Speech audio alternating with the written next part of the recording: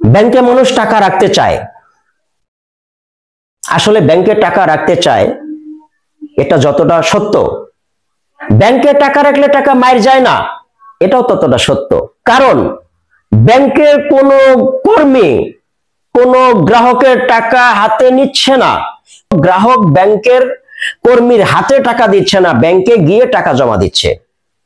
এই জন্য যদি আপনি বলেন ব্যাংক টাকা দিচ্ছে না, তাহলে এটা ভুল। কারণ আপনি ব্যাংকে টাকা রাখেননি, টাকা রেখেছেন ব্যক্তির হাতে, তাহলে আপনার টাকা ব্যাংকে যায়নি, ব্যক্তির কাছে আছে। আপনার টাকা যদি মেরে দেয় তাহলে ব্যক্তি মেরে দিয়েছে। আর যদি আপনি টাকাটা ব্যাংকে দিতেন তাহলে আলহামদুলিল্লাহ অবশ্যই আপনি টাকাটা পেতেন। এজন্য মানুষের ব্যাংকের রাস্তাটা একটু বেশি, ইন্স্যুরেন্সের ব্যাপারটা একটু ভিন্ন। 1952 সাল থেকে মানুষ ইন্স্যুরেন্সে আসতেছে, হিউজ পরিমাণ আসছে, সামনের প্রজন্মে আরো আসবে। কিন্তু এই সেক্টরটা কেমন, মানুষ ওই যে বলে নেগেটিভ, টাকা পাওয়া যায় না, এক্স্যাক্টলি এটাও ভুল না। কিন্তু আমরা টাকাটা কোথায় জমা দিচ্ছি এটা আমাকে বুঝতে হবে।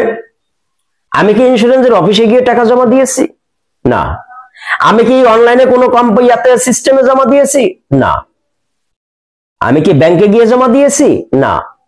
আসলে আমি টাকা জমা দিয়েছি একজন ব্যক্তির হাতে, ওনাকে বিশ্বাস করেছি, কিন্তু উনি বিশ্বাসের অমর্যাদা করেছেন। উনি আপনার টাকাটা কোম্পানিতে জমা না দেওয়ার কারণে আপনার টাকাটা কোম্পানির কাছে পৌঁছায়নি। এজন্য আপনি যখন কোম্পানির কাছে যাচ্ছেন, কোম্পানি বলতেছে আপনার টাকাটা আমার কাছে আসেনি।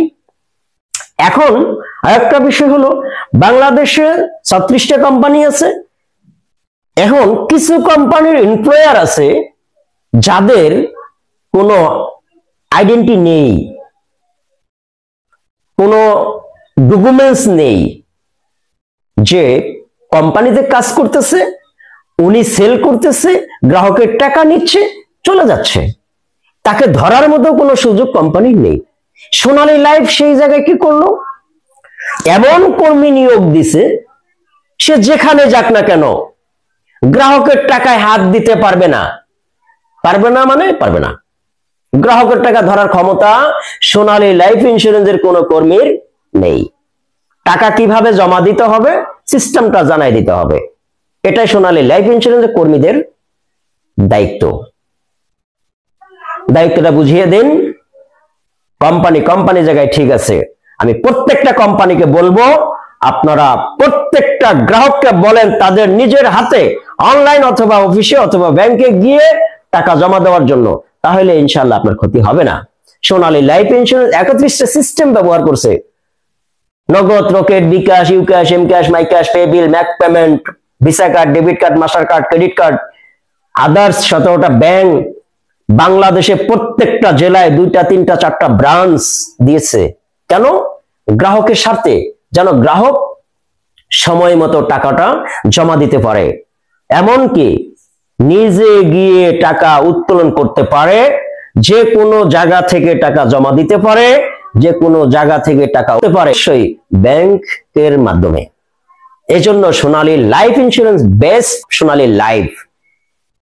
সোনালী লাইফ ইন্স্যুরেন্সে এই জন্যই গ্রাহক এত হিউজ পরিমাণ টাকা জমা রাখতেছে, এত হিউজ পরিমাণ গ্রাহক প্রত্যেক মাসে 67, 68, 70 কোটি টাকা পর্যন্ত বিজনেস করে সোনালী লাইফ ইন্স্যুরেন্স, শুধু অনেস্ট থাকার কারণে।